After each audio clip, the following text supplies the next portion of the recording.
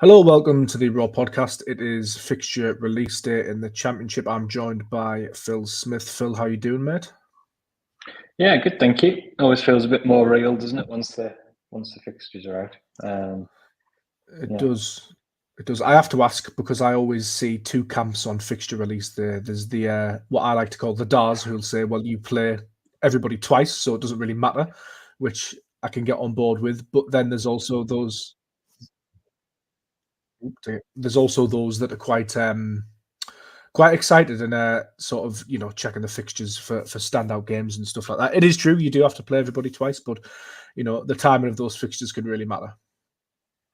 yeah. I'm probably more to the you play everyone twice camp than the latter. But to be fair, it does matter, doesn't it? A head coach can lose their job if they get a tough fixture list, and if a team has a really difficult start to the fixture list, it can almost frame the season really in terms of the narrative and the feeling and the mood, potentially through not no fault of your own, of course. But so it definitely matters. I would disagree with anyone who says it doesn't matter at all, because I think, especially the early stages of the season, we know that football can be an emotional place, and sometimes quite impulsive decisions can be made earlier in the season. So if you do have a tough start to the season, I absolutely think it can it can be really important. But I am probably less excited about the whole thing than maybe some people are. But I suppose as well, obviously logistics and stuff. I guess fixture list, it depends how many aways you do, depends how big of a kind of a part of your support and culture that is as well, because that obviously is very significant. But yeah, for me, it's always Boxing Day, New Year, and working out my Christmas plans. That's always where my affairs goes. Yes, well, let's do that now. Let's run through Sunderland's sort of key fixtures. Sunderland start the season on August 10th against Cardiff City away from home. That'll be a 12:30 kickoff on a Saturday due to Sky Sports, which is tricky, but we'll come into that. First home game of the season is Sheffield Wednesday, a week later on Saturday 17th. Middlesbrough at home is Saturday 21st. We play Leeds at home in October. Christmas period, Blackburn Rovers away on Boxing Day. Where are we? January 1st, first game of the new year, Sheffield United at home. Middlesbrough away again.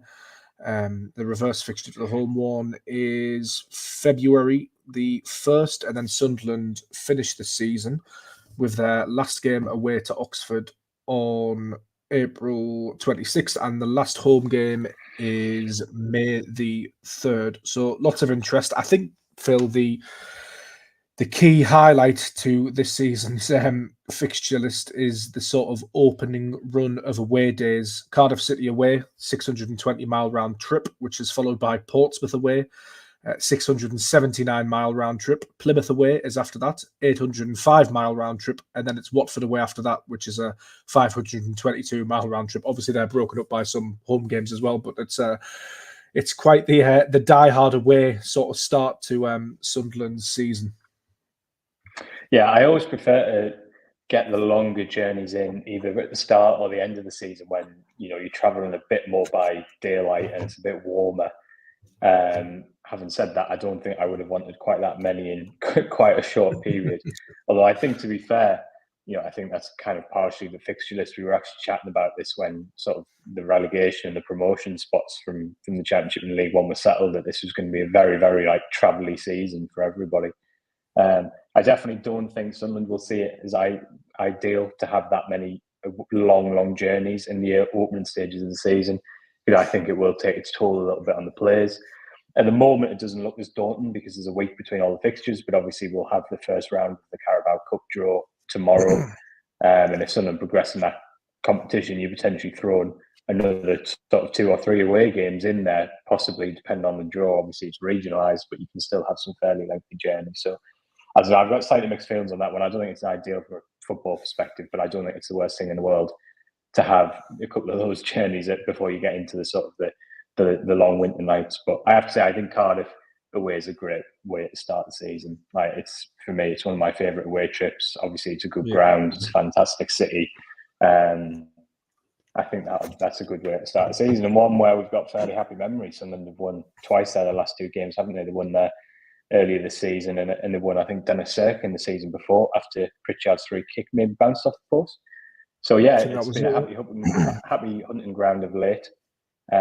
Although I'm still slightly scarred, I think, by the 4-0 under Chris Coleman when Didier Don got sent off. But we do have some more positive recent memories, which is good. So I think that's a belter of a fixture at the start of the season, and hopefully something can get off on the front foot. Yeah, it's Cardiff at home where the problems tend to lie for Sunderland, isn't it? Which comes on. Yeah, it's true. Yeah. Which comes on Saturday, March 8th. If anybody's looking out for that one, I've got family in Cardiff, so those two fixtures are always well talked about within my circle. In terms of Sunderland's start of the season, you touched on it there, Phil, with Cardiff City away from home being a decent fixture. The month of August, in terms of Régis Lebris, the new Sunderland head coach, it's not that bad of a start, is it? Cardiff City away, Sheffield Wednesday at home. Obviously, we know that they're probably going to be a quality outfit under Danny Rule. You've then got Burnley at home. Obviously, they've got Premier League parachute money and a very, very good squad, a lot of which they look like they're going to retain. And then it's Portsmouth away, which could be a tricky fixture, but they're coming up from League One. The caveat is that it's really difficult to predict how all of these teams are going to look, and Sunderland are going to look come, these fixtures being played. The transfer window will still be open during that first month as well. But I looked at it and thought, well, it could be a lot worse in terms of who Sunderland could have played. I look at Portsmouth's opening fixtures, and I think they've got us, Leeds, Luton, and Middlesbrough, which for an indie promoted club is tough. So I thought on paper that didn't look too bad in terms of Régis Lebris.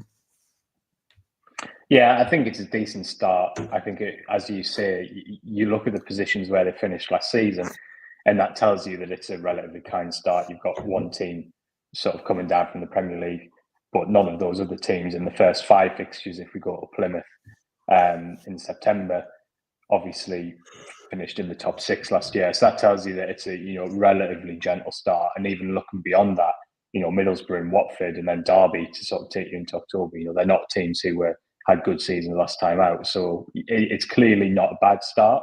I think there's some big caveats within that. Portsmouth away will be really tricky, even if they've it just always come is up. For Sunderland. It always is for any club at Fratton Park. To get 3 points is going to be difficult. I would be stunned if Portsmouth got relegated this season. I don't expect them to do an Ipswich, but I don't expect them to get relegated. And I expect that because they have a strong home record. I think that would be a fairly tricky game. As you mentioned, Sheffield Wednesday, I think, will be better than last season, because I think with a full sort of pre-season under his belt and some recruitment, and given what we've seen from Danny Rowe, I expect them to be very competitive. Again, do I expect them to be top 6? Probably not. So, and Middlesbrough, I think everyone expects Middlesbrough to challenge last year. I think if it had not been for that awful start of the season last year, they would have been in the playoffs. And, there's every reason to think they'll have a decent year. So, but and on the flip side, Burnley, it's, as you say, I'm sure they'll have a good team, but there's a lot of uncertainty there, isn't there? And maybe it won't be so bad to catch them sort of early in the season rather than later when maybe things are in transition a bit. So I do think there's a few sort of deceptively tricky fixtures in there, as I've just outlined. But if Sunderland are wanting to be a playoff team next year, and that obviously is the expectation, then it's definitely games that they should be feeling confident and optimistic about. And as you say, I think there's half a chance for Régis Lebris to hit the ground running. No, absolutely. Well, talk a little bit about Sky TV's new deal with the EFL and fixture schedules in a second. But I wanted to ask you, Phil, what are your favourite away days across the season? Obviously, we've both got sort of family ties and history yourself in Cardiff and South Wales. I like Swansea as well. Middlesbrough away is a good atmosphere. But what are the grounds that you enjoy going to? Leeds United for me was one last year that I really enjoyed. Elland Road. Yeah. It was a good atmosphere. Yeah, I love. I think Leeds is a fantastic atmosphere. It's a great place to go. My 2 favourite trips are Cardiff and Swansea by quite a long distance. And actually, to be honest, that's not just because I lived in Cardiff for a while. I think it's just a great part of the world. And although the journeys are a bit of a nightmare, when you get there, it's just too fantastic. Swansea in particular is absolutely beautiful. You've got the beach is gorgeous. There's some outstanding record shops in Swansea and Cardiff as well, which I like to have a mooch around. So they're always sort of my 2 favourite ones. But to be honest, I think a lot of the longer journeys actually can be quite good ones actually get there. Norwich is another lovely place and a good ground. Actually, you always get a really good atmosphere at Norwich, and Sunderland tend to do all right. I think they lost last year, didn't they? But they've had a couple of good results there as well. So Swansea is always my favourite. Once you get the journey out of the way. But so I'll be looking forward to that one. Like I say, Cardiff away, that's a mountain way to get back to it. Oxford is one that the ground is a nightmare, but it tends to be quite a good trip because there's so many good pubs and stuff. I'm quite looking forward to having that one back. And from memory, Derby's a great ground.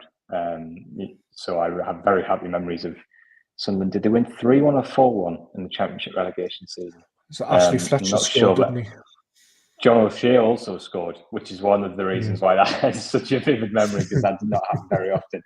And for a brief moment, we thought that Sunderland maybe would have turned a corner, which proved not to be the case when they were hammered at home by Sheffield Wednesday 2 days later. But yeah, Derby will be a good one. I imagine Sunderland will take a good crowd down there and it'll be a good atmosphere. So there's loads, to be fair. It's I don't know, maybe it's just the foolish optimism because we actually have a head coach now, but I'm starting to look forward to getting back to it all again. Yeah, concur on Swansea. It's a great place. I did 3 years at uni there and had a blast. Blackburn Rovers away on Boxing Day. Hopefully get a good allocation for that. I imagine that'll be a cracking atmosphere as usual. On the flip side, Phil, are there any fixtures that you look at and just think, oh no, just given the time and other place, I mean, without disrespecting any EFL football clubs and incurring the wrath of any fan bases, but are there any places that you're just not bothered about travelling to? Coventry City, maybe. I did away as a fan last season and a bit of a nightmare to get to. The ground's not really near anything. Yeah, I think that there's a couple. The away games I always enjoy the least are the midweek ones. To be honest, they tend, because the Championship. I love a night game at the Stadium of Light. I think that's just a fantastic bonus to your week. But the away games, I think, especially because the Championship schedule is so relentless, the midweek games can often be a bit of a worse tempo, and sometimes those trips can feel like a bit of a slog. You know, when you drive and then you're coming back during the night. So if there's any northwest midweek games, they're sort of the ones that always feel like a bit of a challenge. But actually looking at the fixture list, to be honest, we haven't got many of those because, as you mentioned, Blackburn away is on Boxing Day, which it's not always a brilliant atmosphere at that ground, but actually I think there'll be a huge Sunderland allocation there for Boxing Day, so that might be quite a good event. My eye is drawn to Stoke away on Sunday, the 29th of December, between Christmas and New Year. That's a killer, isn't it? I mean, bloody hell. That does not feel very, very Christmassy to me. And that is no shade on Stoke, by the way, but that is not Christmassy. So that one's jumping out. And also, I bet you there'll be a huge allocation on Stoke City, though, for Sunderland. I reckon, that little in-between period after Christmas, I reckon Sunderland will take a fair following down there, as they always do. But I can imagine in terms of the away crowd, that'll be actually quite a good one for Sunderland. Yeah, it will, yeah. I'm looking here, I can see Luton Town away on a Wednesday night. That is exactly the kind of trip I was referring to earlier, where it's just a bit like... that one might be quite hard going. And fair play to Luton, it's not a nice place to go because of the way they play and the atmosphere they generate. They make it a very tiring experience, to their credit, and that's why they got promoted to the Premier League. But that one leaps off the page is, I might pull my hamstring the day before that one and get somebody else to do that.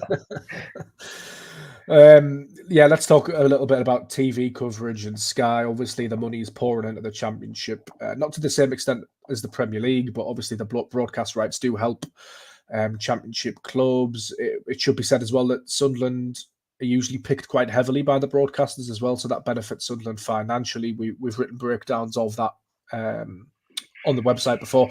The flip side to that, though, Phil, is that fans do suffer. I mean, Cardiff away first game of the season, yes, we're quite happy with that because we like Cardiff, but it is 12 o'clock Saturday, a long trip. That's not ideal. And I've just read as well, there's actually no 3 p.m.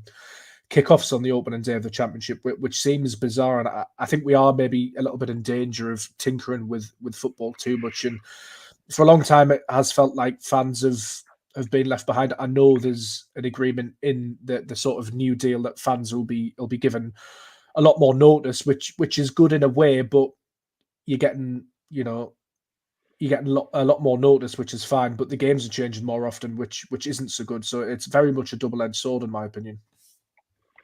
Yeah, and listen, I'm inclined to agree with you. I feel a bit funny about there being so much football on TV, about the inconvenience to match-going fans that does.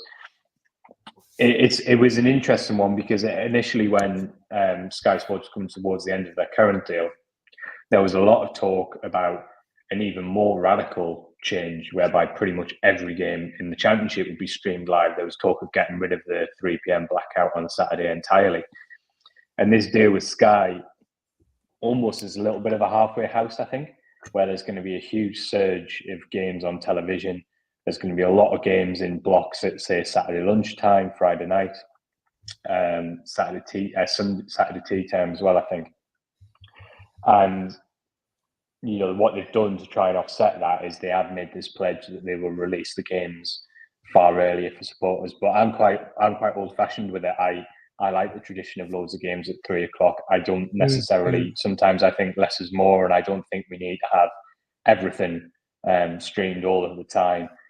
But I think there's a couple of things that I think are important about the deal is that because they're basically going to show the vast majority of teams the same amount of time. So what we shouldn't have moving forward is a situation that we've had in recent years where one couple of clubs, for example, Sunderland being one, I think Leeds are the most high-profile example, who are constantly getting moved for telly, and then some other games where other clubs where their games are never getting moved, which is great for their fans, but not so great for the club because they're not getting any TV money that other clubs get. So a lot of these changes are to kind of offset that imbalance, if you like, and that unfairness. But yeah, I think it's something that we mess with a little bit at our peril, to be honest. And I do increasingly fear that match-going fans are deemed less and less important. And the big risk with that is one of the reasons why people love watching English football and Scottish football is because of the fan culture. And so when you make it harder and harder for people to get to games and increase their inconvenience, you take a huge risk. What I would say is that this deal, is financially gives a lot more certainty to EFL clubs, and in the current climate, that's absolutely not to be sniffed at, and it will be a fairly significant earner for Sunderland. There's a piece on the website, isn't there, this morning, James, in which I break down some of those financial figures and some of the sort of intricacies of the deal a bit more as well. So if anyone's interested, then you can go and check it out. It's on my Twitter feed as well. No, that was a lovely plug, Phil. Very smooth indeed. Yeah, it was good, wasn't it? I was pleased with that one. What are your thoughts on the 3 p.m. blackout? Because I'm like you, very old-fashioned in the sense that I would like to see football played at 3 p.m. on a Saturday as far as possible. But in a weird way, I think if the direction of travel is streaming and getting more money into the Championship, which is understandable, I think, we live in that culture now. The modern world's heading that way, that maybe the 3 p.m. blackout does need to go at some point. I understand completely why it was initiated all those years ago to protect attendances, but we may be at a point now where football is such a globalized industry that the attendances would likely hold up. I mean, there might be some small drop-offs, but I think generally if the 3 p.m. blackout went and those games were streamed, I couldn't really envisage it declining that much, but I could be wrong on that. No, well, it definitely wouldn't in the short term, because I think you've got people, the vast majority of people now who have season tickets or go regularly to games.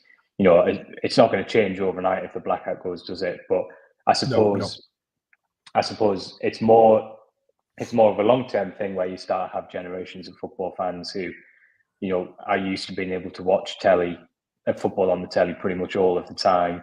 Will there be more of a longer term impact where it stops being so sort of culturally resonant that go into the game, because it's so much easier to stay at home and do it? So in some ways, I think it is a bit of a throwback, but I actually think that anything that preserves some elements of traditions, and actually Saturday 3 p.m. is probably still the most convenient slot for the vast majority of fans, and I do think that's really important. That I do think that a large number of games for each club should still happen at Saturday 3 p.m. because I think that's the best thing for supporters. So I actually probably I'm just about in favour of the 3 p.m. blackout, I think. But I obviously grew up in the sort of Saturday generation. What we used to love it, just all the scores flying in at different times and stuff, and used to not necessarily having to see all the games and being quite happy to wait for, when you were in the Premier League, wait for match of the day on a Saturday night.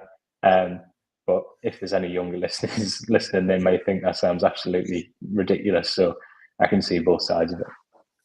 I do feel old when I say this, Phil, and I think, reading between the lines, you might sort of share my feelings, but when the season's in full swing, a football season, I do sometimes feel like we're bombarded with football. I feel like there's too much. Obviously, there's Monday Night Football, Premier League. You've got Championship midweek games, Premier League midweek games, games on Friday. Sometimes there's European football on the television. And no, you don't have to watch it. You're not obliged. And I'm aware that there's a massive audience, but sometimes, and maybe it's the nature of our job as well, that I just feel really fatigued. Sometimes this is getting really negative. Obviously, we're in the midst of a European Championships, which I'm actually really enjoying and watching the daily games. But sometimes come February, I'm knackered when it comes to football.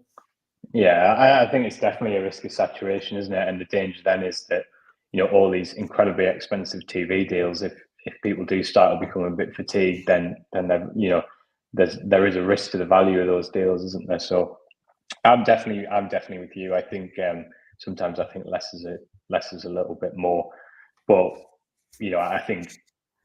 I do think there will be a time in our lifetimes where pretty much every game is streamed, simultaneously and across all the divisions. I think that is probably the way it's going in the long term, isn't it? But so I think a part of this deal is to try and almost, like you say, find, as I said before, find kind of a happy medium between, trying to adapt to the modern world where people, understandably expect to be able to have everything at their fingertips. And also try to preserve some of that more tradition and above all else, try and protect the match going forward. And I have to say, it's incredibly important that the pledge that's been made to put these fixtures out in advance is that have been moved is incredibly important, because if there's more and more games, and it is a huge number of games that are going to be moved, if that's happening at a couple of weeks' notice, which Sky and the EFL have pledged won't happen, but if that does happen, it's going to be a complete nightmare, especially for fans who spend a lot of money going to away games. So I think it kind of rests and falls if they're good to that pledge, which is, I think it's something like every TV fixture up until I think it's the third round of the FA Cup being announced before the season starts, then I think that's potentially a really positive move. If that doesn't happen, it could be absolute chaos, and I think there'll be significant sort of kickback to this deal. Shall we have a 5-minute chat about transfers before we end the podcast, Phil? Nathan Bishop, he's departed, season-long loan to Wycombe Wanderers. I believe they held an interest in signing him from Manchester United before Sunderland did. One of those where it just seems to make sense, Phil, with the arrival of Simon Moore. Probably suggests that Anthony Patterson isn't expected to go anywhere despite interest. I mean, good luck trying to find something to say about it, because it's pretty straightforward, isn't it? Yeah, I think so. It's a really difficult position to fill, isn't it? Like the inverted commas backup goalkeeper. And I think that what we've seen, we've kind of seen it in the last couple of years, haven't we? Whereby Alex Bass was Patterson's understudy for a year and then wanted to go and play, and Sunderland have to facilitate that because it's the right thing for the player. So he goes on loan and Bishop comes in. And then Bass has made a permanent move this summer, which Sunderland have got a bit of money from. It could well be the case that the same thing happens with Bishop next summer, whereby he'll be in the last year of his deal if Sunderland don't think he's ready to kick on and be in the team. Hopefully, he's had a good season on loan and played loads of football. And what happens then is you have transfer interest and you can get a bit of feedback, and Bishop can kind of move on with his career. I think that it's an interesting one. I suppose the question thrown it forward is whether will Sunderland be happy with Patterson, Moore, and then a young goalkeeper stepping up on match days, depending on who's on loan at the time, who's going to be in the 21s team. There's obviously loads of very talented young goalkeepers at the team, at the club, because the question would then be, if Patterson outside of the transfer window got a serious injury, would he therefore be happy with Moore, who's barely played any football in the last, certainly the last season, and then potentially a young kid who might not have very much senior experience at all? That's probably where the interesting conversation is do Sunderland need to go out and recruit another goalkeeper, or are they fairly happy? Because obviously, at face value, no, they don't, because if, as we expect, Patterson to stay, then he'll play every game. That's not a problem. But if he gets an injury outside of the transfer window, then you're at risk of being a little bit vulnerable. But that's an incredibly difficult balance, because how many goalkeepers can you really realistically carry knowing they're not going to play? So it'll be interesting to see how that gets resolved. I don't think there'll be anything changes soon. I don't know what you think, but I think the obvious thing for me is that Matty Young, after a really good loan at Darlington, and then Richardson as well, I would be wanting them to train pretty much all the way through pre-season. I'd want them to be playing in pre-season games to get more experience. I'd want them going on the pre-season camp because I think that'd be a great experience for them. And I'd be looking to loan them out before the EFL/National League season starts. So I think this to me feels like the initial sort of reshuffle has been completed, if you like. And I think this will be what we have going into the start of pre-season. But it'll be interesting to see whether anything changes sort of right towards the back end of the window. Yeah, it is. We've discussed this quite a lot, haven't we, Phil? But as you say, I think Matty Young will go out on loan, probably to League Two. I think that's really interesting which club he'll go to, because obviously they're going to want him to play, but I think they'll want him to play sort of the right type of football as well, if that makes sense. Adam Richardson, we know they were looking at a loan for him towards the back end of the season, but he did pick up a badly timed injury. And then, of course, he was starting for Sunderland as their playoff campaign got underway in the under-21, so he was first choice. I could see sort of Young going out on loan before the window ended, and then I could see Richardson maybe staying and then going out on loan to the National League after the transfer deadline. And then, I think either Richardson or Kelechi stepping up to matchday squads, which Kelechi did last season, actually, a couple of times. But Dan Cameron as well is floating around. Obviously, he's moving up an age group. So, interesting times. Josh Murphy, Phil, Sunderland linked. He's got a Portsmouth. Good signing for them, I think. Yeah, good signing for them. Obviously, Sunderland are going to get linked with a lot of left wingers this summer for one obvious Jack Clark-shaped reason. I don't expect Sunderland to sign any wingers, certainly not a left winger, until Clark goes, because if Clark didn't go for whatever reason, then you've really got a huge bottleneck then, because you'll have Clark, who is obviously going to be in the team. You've just signed somebody, and you've also got Romain Mundle, who I know he can play off the right, but potentially Rusin, who is a striker, but who can play out wide. Do you know what I mean? So all of a sudden, if you put another one in the squad, and then the interest in Clark doesn't materialise, or nobody meets your asking price, and let's remember, he still has got 2 years left. So while we all think the sale probably is likely this summer, Sunderland don't have to sell if they don't get a very good bid. So I'd be amazed if they signed Josh Murphy, Liam Miller, any of these names that you get sort of see linked. I'd be really surprised if they did that before Clark went, because although I do expect him to go, it's far from resolved. And I'd be surprised if Sunderland were looking to add more numbers in that position, because I haven't even mentioned Jefferson Bennett there either. So it's actually a position where we might have question marks over a lot of players, but there's quite a lot of numbers to carry going into pre-season. And I think it would be very risky to add more numbers in there before you have anyone going out, whether it be on loan or a permanent deal. So definitely a good signing for Portsmouth, because I think he was unbelievable finishing the season at Oxford. But I would have been stunned if someone moved then, while Clark's future is still up in the air. Just to round the podcast off, Phil, I think it's interesting, and we won't go through every sort of transfer story individually today. We'll save that for maybe another podcast. But the reports coming out, the one consistent line, I think, with Anthony Patterson, Jack Clark, and Joe Bellingham as well, the three players have been linked with moves away from Sunderland, is that Sunderland are actually commanding pretty meaty fees, and they're going into the market to get as much as possible. I mean, there's reports that Sunderland will want 25 to 30 million for Clark. There's reports that Crystal Palace perhaps have been priced out of a move for Joe Bellingham, and they're going to maybe give it a season before coming back in. Anthony Patterson, they know the value him really highly as well in terms of fee, and I think that's promising, because twofold, it means that Sunderland are getting the best possible deal for their assets, and secondly as well, they're really protected by the contract situations, which we've spoken about on this podcast quite a bit. Yes, there's interest in Sunderland's players, but in terms of the three I've mentioned, they're actually in relatively good positions.